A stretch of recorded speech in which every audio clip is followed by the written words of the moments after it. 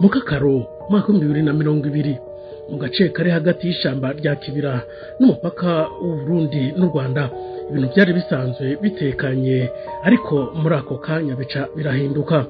Abagabo bitwaje ibigwanisho kandi bagaragaza uburuhe bwinshi cyane baraguswa n'ingabo z'u Rwanda, aho sabasuma abambuzi canke abinjira mu gihugu mu buryo butemewe n'abarwanyi ba Rede Tabara, umugwi wa gisirikare umaze imyaka ufatwa n'ubutegetsi bw'Igitega nk'umwe wubabangamiye cyane.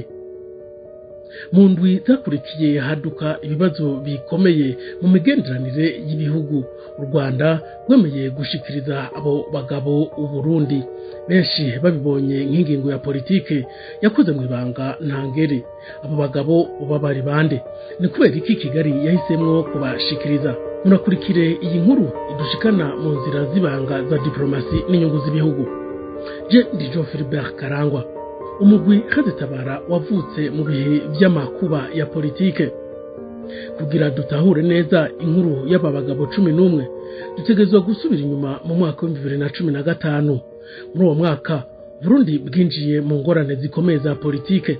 Inyuma yaho President Pierre Nkurunziza yamarije ikiringo ca gatatu, ico abatari bake batavuga ko rumwe gushika n'uyu munsi, abandi bakacita intandaro y'amabi menshi. Hari n'abacisha ikiringo nkorabara. Abarundi b'amoko yose baciye bihereza amabarabara. Mu gihe ibikorwa bya politike byarushiriza gukomera, bamwe mu batavuga rumwe n'ubutegetsi hamwe n'abasirikare bamwe bahisemwo gufata inzira y'urugamba. Ni muri ico gihe havutse Rede Tabara, bisigura urunani rwo kurwanira igihugu kigengwa n'amategeko mu Burundi. Uyu munsi ukora cyane mu buseruko bwa Repubulika Iharanira Rusange ya Kongo. Leta y'u Burundi yama iwagiriza kuba ifise imigenderanire n'abatavuga rumwe nayo no kuronka ubufasha bwo hanze. Igenekerezo rya 29 na 30 Nyakanga mwaka 2020, umugwi w'abagwanyi ba Rede Tabara uvuye muri Kongo mu nyuma y'ibitero no kuronderwa n'ingabo z'u Burundi, bamwe muri bo baca bahungira mu buraruko bashika mu karere ka Nyaruguru mu gihugu kibanyi cy'u Rwanda, baca bafatwa n'ingabo z'u Rwanda RDF.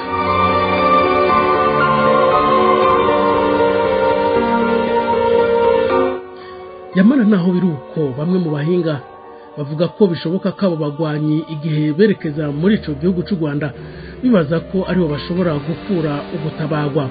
Abandi bakavuga ko bisanze ku butaka bw'u Rwanda batazi uko bahageze, kuko ishamba rya Nyungwe n'Ikibira bisa nkaho bigize indimwe. Mu mwaka wa 2020 ibintu birahinduka. Pierre Nkurunziza arapfa, maze Evariste Ndayishimiye aja ku butegetsi. Harabatanguye kubona amahirwe mashasha yo gusubiza hamwe imigenderanire hagati y'u Burundi n'u Rwanda. Muri ivyo abo bagabo 11 baba ikintu c'akamaro kandi cumvikanywe ko muri diplomasi y'ivyo bihugu ko ari bibiri bisanzwe bifatwa nk'ibivukanye.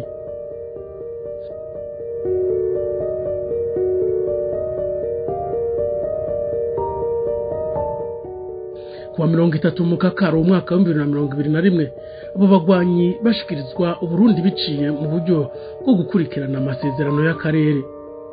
Baca bajana imbere y'ubutungane bw'u Burundi.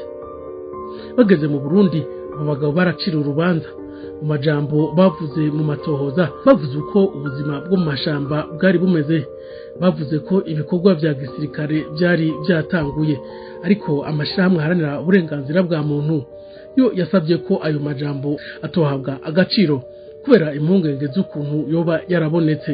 Bamwe baciriwe ibihano bikomeye. Inkuru y'abo bagwanyi 11 isigaye nk'ikimenyetso cy'ukuntu inyungu za politike zishobora guhindura ubuzima bw'abantu. Harababona ko ugushikirizwa kwabo kwari intambwe yo gusubiza hamwe imigenderanire.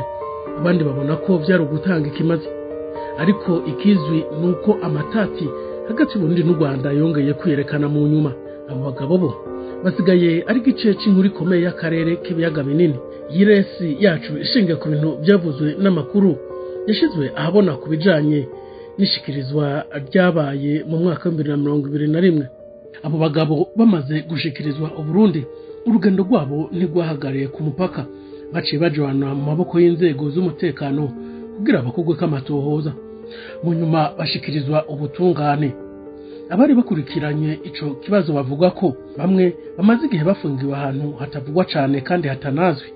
imbere yuko berekanwa canke bashikirizwa amabohero asanzwe.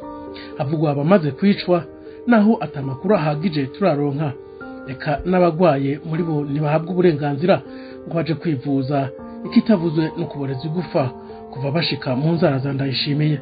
Mu rubanza rwaciwe mu nyuma, bamwe mu bahoze bitirirwa uwo mugwi bakatiwe ibihano bikomeye birimwo n'igifungo c'ubuzima bwose ku vyaha birimwo kuba mu migwi yitwaje ibigwanisho, guhungabanya umutekano w'igihugu no gukorana n'umugwi leta y'u Burundi ifata nk'uwiterabwoba.